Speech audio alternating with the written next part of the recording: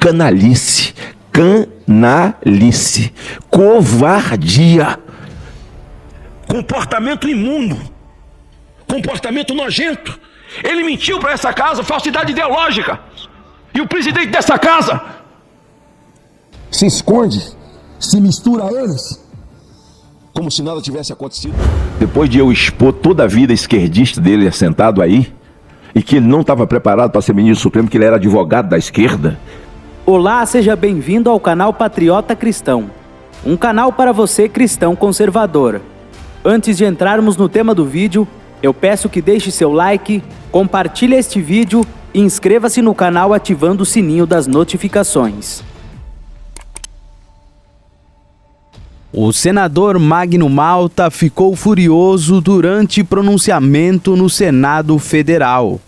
Ele demonstrou sua insatisfação não apenas com o atual mandatário, mas também com o Supremo e até com o próprio Senado. Ele falou verdades que todos os brasileiros teriam vontade de falar sobre os desmandos no Brasil, de tudo o que vem acontecendo e afetando a vida do povo. Inclusive, as viagens pagas por empresas condenadas pelo próprio STF, investigadas, regadas a uísque e caviar. Nunca vi, não comi, só ouço falar, conforme a música do Zeca. Lagosta, hotéis 5 estrelas e primeiras classes de avião. A culpa é do povo do 8 de janeiro também. Porque se eles estão vivendo esse conforto de forma nababesca, agradeça essas viagens para palestrar sobre um novo ordenamento jurídico ou a nova democracia criada, se não pelos 11, mas pelo menos por maioria absoluta de uma Suprema Corte que devia respeitar a sua Constituição e não faz. Essa frase é significativa. No Brasil, tudo o que acontece, a culpa é do pessoal do dia 8. A incompetência de Haddad como ministro da Fazenda, a incompetência do taradão da Esplanada, do ministro dos Direitos Humanos, a incompetência e a língua solta de Janja, tudo isso é culpa do pessoal do dia 8. Tudo isso. A senhora disse bem. Eles encontraram um mote onde eles podem depositar todas as suas sandices, todas as suas anarquias, narrativas e mentiras, que na verdade o ponto, é o pilar de todo esse comportamento, sabe, dessa aranha ideológica que colocou as patas no país e que hoje comanda o país a ferro e fogo, do seu jeito e da sua maneira. A culpa sempre está na conta. As queimadas da Amazônia, a incompetência da senhora Marina Silva e desse desgoverno está na conta do 8 de janeiro. O problema das contas públicas explodidas de um país que é hoje o país em que o mundo não recomenda para nenhum tipo de investimento por não ter segurança jurídica, a culpa é do pessoal do dia 8. O problema é que o pessoal do dia 8 fez com que o tiro saísse pela culatra. Eles achavam que a imposição do medo, do pânico, cometendo uma sandice, uma mentira, prisões em massa de pessoas inocentes, certamente calaria toda uma nação de mais de 200 milhões de brasileiros, onde mais de 93% é cristã, independente de onde confessa a sua fé, que nos parariam. Não nos pararam. Aqui estamos nós. A despeito de tudo, há um propósito de Deus no fato de nós estarmos juntos aqui, e certamente continuaremos, e nós haveremos de ver um momento em que essa máscara definitivamente ela irá para o chão, e aqueles que devem vão pagar, e vão pagar mesmo. Não adianta se esconder, não tem toga preta para se esconder na hora de pagar a conta. E a conta vai chegar. A conta vai chegar. A conta vai chegar. A conta vai chegar para os omissos, aqueles que são detentores de mandato, aqueles que o povo deu um mandato, mas que se escondem. Se escondem para proteger, com medo, ou para bater palma para essa gente que, de uma certa forma, juridicamente os beneficia pelos crimes que cometem na vida pública. Eles se escondem Eles batem palma para eles fazem coro e dizem amém a tudo que eles dizem e praticam contra esse país. Mas certamente essa é a palavra. O momento chegará. A Bíblia diz que tudo que é feito nas trevas um dia virá à luz. E certamente tudo que foi feito nas trevas, certamente se aproxima o dia da luz, porque nós jamais estaríamos aqui ou iremos contar a retumbante vitória diante de um quadro insano, onde pessoas morreram, onde pessoas foram massacradas, humilhadas, famílias destruídas, empresas destruídas, vidas destruídas, que ninguém vai recompor, mas a história dirá quem foram aqueles que pagaram um preço para que esse país não fosse de fato escravo na Babilônia. E não tem filisteu que vai ficar de pé na hora em que a verdade se revelar. A verdade nós conhecemos já, né? Nós só queremos saber como ela se efetuará. Todas as vezes que eles querem falar sobre 64, golpe militar, eles usam a figura de um advogado chamado Herzog, que morreu nos porões da ditadura. Ah, é? E agora nós estamos vivendo a ditadura do proletariado, que eles nunca quiseram democracia. E nós temos Crezão morto nas vistas e nos porões dessa ditadura estabelecida agora. Então nós não podemos esquecer que Crezão vive. Todas as vezes que você aponta uma indignidade, uma narrativa, uma mentira dessa esquerda desgraçada, eles falam: Marielle vive. E todo mundo já sabe o que aconteceu, já foi desvendado o crime. O crime de Crezão nem precisa. Está documentado, tem foto. Não foi combinado ao ponto de o procurador-geral pedir para liberá-lo. Não pelas condições de saúde, poderia ter sido. Agora que eu vi essas fotos, que eu nunca tive, quero ter, porque eu oficiei ao presidente do Senado para que as fotos que nós temos sejam exibidas também na TV Senado, porque a TV Senado se tornou tão somente um órgão de divulgação dessa ideologia desgraçada e dessa mentira contada, armada dia 8, onde Flávio Dino, hoje ministro do Supremo, não tinha uma foto para nos entregar, quando todos nós temos. Todos nós temos, e realmente a culpa é do presidente dessa casa. A culpa é do senhor Pacheco. A culpa é do Senado. Isso é um elefante morto, pesado, que tem um orçamento pesado do suor do povo brasileiro. A culpa é do presidente da Câmara. São 3 poderes harmônicos entre si e um só manda. Manda com a concordância dos outros. Porque, na verdade, Pacheco não se tornou senador com o voto da esquerda de Minas. Ele se tornou com um voto da direita, acreditando, para derrotar a Dilma.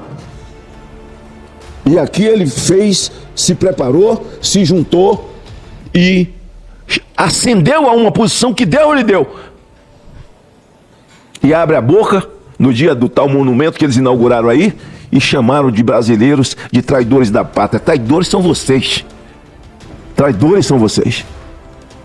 Então, eu gostaria, nessa minha fala, de falar um pouco sobre Sua Excelência, o ministro Alexandre de Moraes. Não tem conversa. Esse cidadão não vai mudar de comportamento. Esse cidadão não é o mesmo que se assentou nessa cadeira aqui, mas foi na CCJ, mas foi essa aqui, a última. E eu estava sentado aí onde você está, olhando para ele, quando ele foi sabatinado e ele só era um cordeiro. E sentado aqui ele fez um discurso de 20 minutos falando sobre liberdade. Alexandre, você sofre de amnésia. Ou finge que sofre. Ou dá uma de doidinho. Mas eu não sofro de amnésia. Eu estava diante de você e me lembro de cada palavra sua sobre liberdade. Acho que jamais, nem Rui, fez um discurso de 20 minutos onde a palavra-chave era liberdade. Pois bem, eu gostaria de compartilhar com vocês que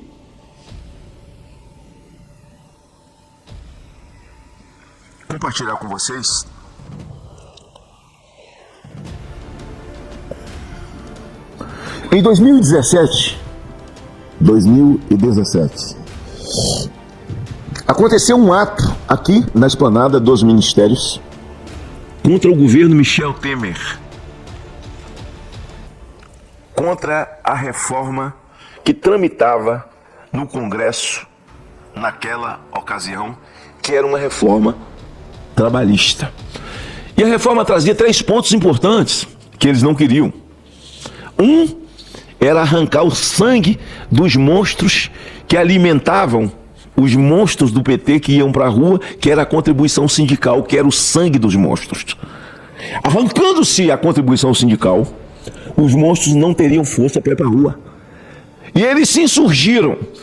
A segunda coisa era o trabalho intermitente, que você podia combinar com o seu patrão e você podia trabalhar para alguém após o expediente, uma colocação de uma janela, um trabalho de pedreiro, uma porta, um trabalho de torneiro ou de motorista, não importa, você poderia fazer esse trabalho intermitente, que foi uma vitória muito grande para que o pai de família pudesse aumentar a sua renda com o trabalho intermitente. E a terceira coisa, fim da contribuição sindical, o trabalho intermitente e a litigância de má-fé. O emprego no Brasil desapareceu porque ninguém tinha coragem de contratar ninguém.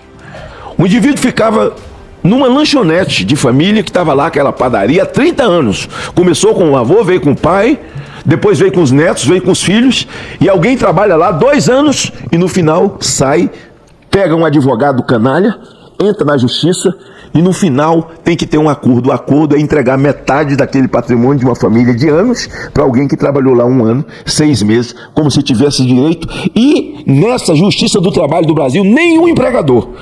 E olha que o homem que emprega, quem dá emprego, ele gera emprego não, ele gera honra. Porque a honra de um homem é seu trabalho. Então os geradores de honra tinham medo de gerar emprego, de gerar trabalho no Brasil. Porque eles não ganhavam uma. Porque a conversa era assim, entra, porque no final pelo menos sobra um acordinho. Se não der nada, sobra um acordinho. Quando a litigância de má-fé foi votada, mais de 50% dos processos diminuíram e desapareceram.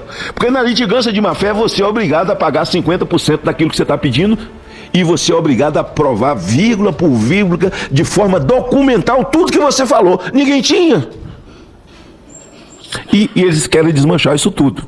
A gente viu vídeo aí de grandes filas, as pessoas achando que eram grandes movimentos de rua. Não, era um sujeito lá com um documento para assinar, dizendo assim, eu não quero contribuição sindical. A contribuição sindical, na verdade, é para uma meia dúzia viver nababescamente, e é tão terrível que em alguns casos, esses sindicatos, por exemplo, sindicatos em São Paulo principalmente, de transporte público, dá morte. As disputas da morte. Porque o cara vai viver às custas do Estado, como um líder sindical, incitando as pessoas, e a gente sabe dos casos todos, desde a época do senhor Luiz Inácio Lula da Silva, que faziam um acordo com os patrões para ter greve ou não ter greve, onde eles tinham as suas vantagens. Então, quando isso foi cortado no governo Temer, eles vieram e sentaram fogo na esplanada dos ministérios e se aproximaram do Supremo Tribunal Federal num movimento do MST. Nessa época, Alexandre de Moraes já era ministro do STF, com esse quebra-quebra, com esse fogaréu, todo o que eles fizeram. Lei de Garantia da Ordem, sabe isso? GLO.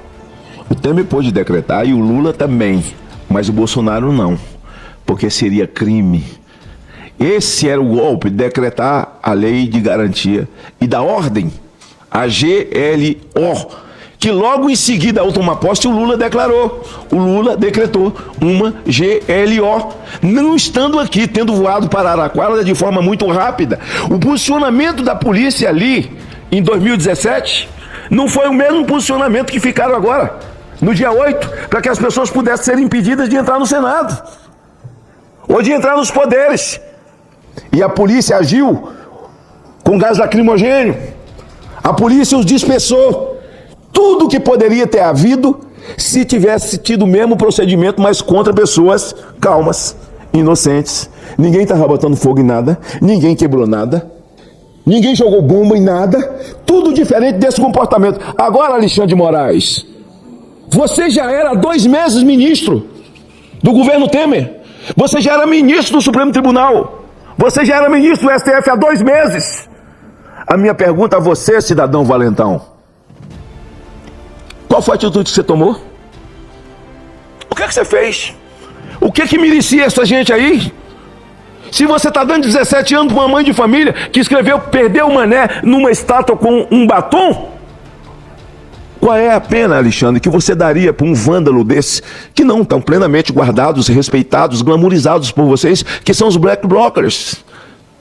São aqueles alimentados ainda pelo sangue do trabalhador, com o chamado contribuição sindical, e eles eram pagos para vir para a rua fazer isso.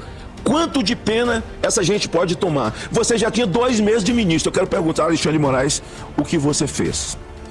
Qual foi sua atitude, sua entrevista? Porque hoje você dá entrevista facilmente, você tem a língua solta, você fala o que você quer falar, porque você é o dono do Brasil. Você é um homem sem passado. Alexandre de Moraes, os ministros do Supremo, não têm passado. Não tem um telhado de vidro. Nada, zero. São homens limpíssimos. E que levantam o dedo contra as pessoas e os chamam de bandido e tal. E são os festejadores com os irmão Batista, com o povo da Odebrecht, com o povo da OAS, né? O senhor Toffoli, né? Que o advogado da esposa pediu para revogar o acordo de leniência e devolver o dinheiro da OAS, e ele o fez. O que merecia as pessoas que assaltaram esse país e que fizeram delação e devolveram dinheiro e agora estão operando dentro do governo Lula? Elas são bandidos ou não? Elas são democráticas, Alexandre, ou antidemocráticas, senhor mandatário do país? Os grupos atacaram fogo em ministérios. O ato foi marcado pela depredação dos prédios ministeriais, das estruturas que compõem a esplanada. Houve registro de incêndio na área interna dos Ministérios da Agricultura, do Planejamento e da Cultura. Segundo a Secretaria de Segurança Pública do DF, 7 pessoas, diferente agora que o pessoal do DF foi preso, né?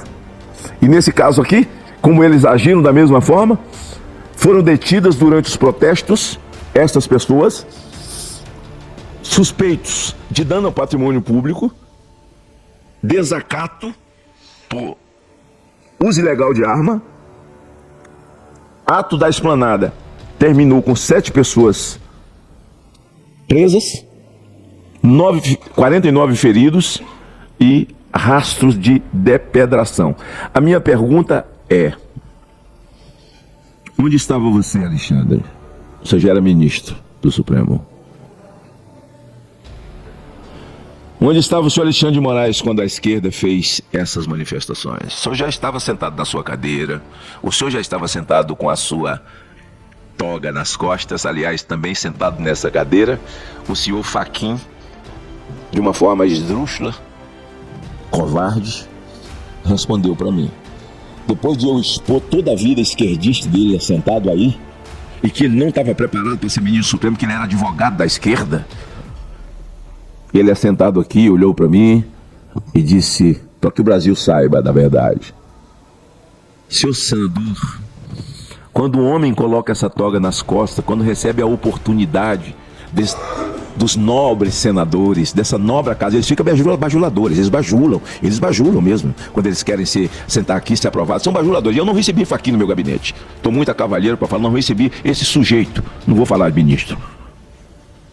Ele disse: quando a gente coloca a toga nas costas, tudo muda, tudo começa do zero. Eu disse: senhor advogado, ninguém nunca vai separar um homem das suas convicções. E eu estava certo. As convicções dele são essas, que mandou arquivar os crimes do Lula. Não arquivar os crimes do Lula, o inocentou e deu a ele elegibilidade. Só que os crimes dele foi investigado em Curitiba, e não é Curitiba, é Brasília. Então, anula tudo e começa tudo do zero em Brasília. Canalice,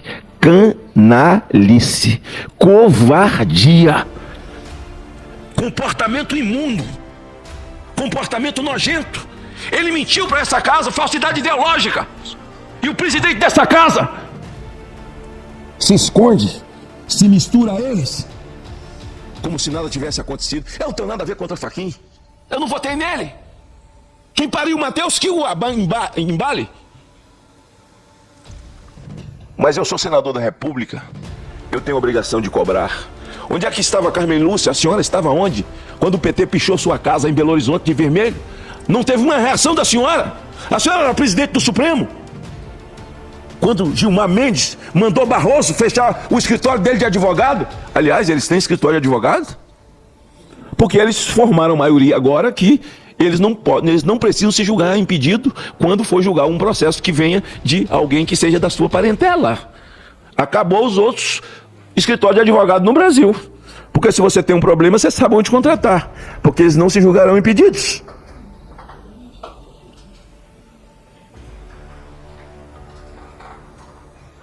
Eu não vou falar que país é esse, porque a gente fica triste, mas não é o povo do país.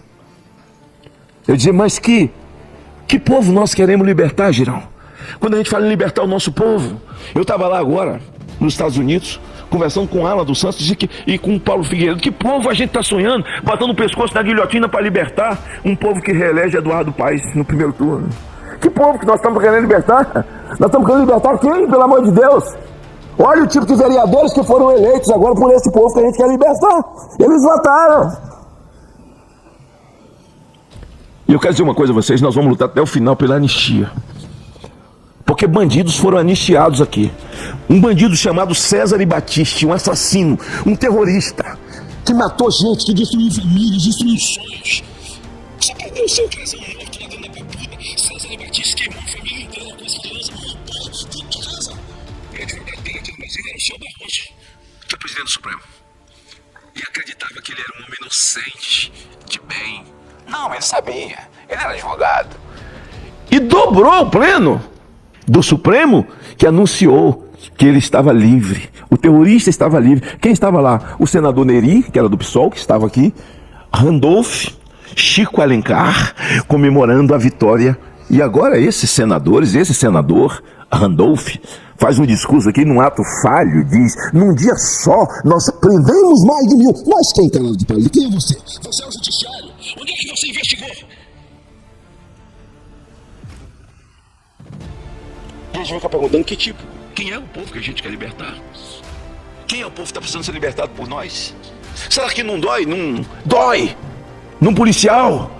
Eu sou um homem que sempre defendia a Polícia Federal aqui, desde o meu mandato de deputado federal, como presidente da CPI do narcotráfico, junto com o Tuma, com o Moroni, Tuma de saudosa memória. E hoje a gente vê parte dela, cumprindo ordens ilegais.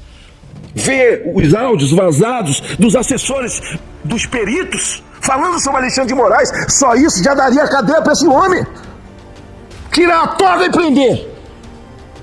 Quais são os presidentes de poderes que terão qualquer coisa roxa no corpo para poder tomar essa atitude?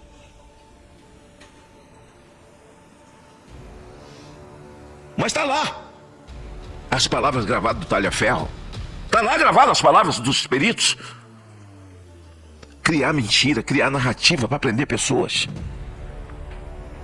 E agora a gente vê a primeira dama do Brasil num evento como o G20,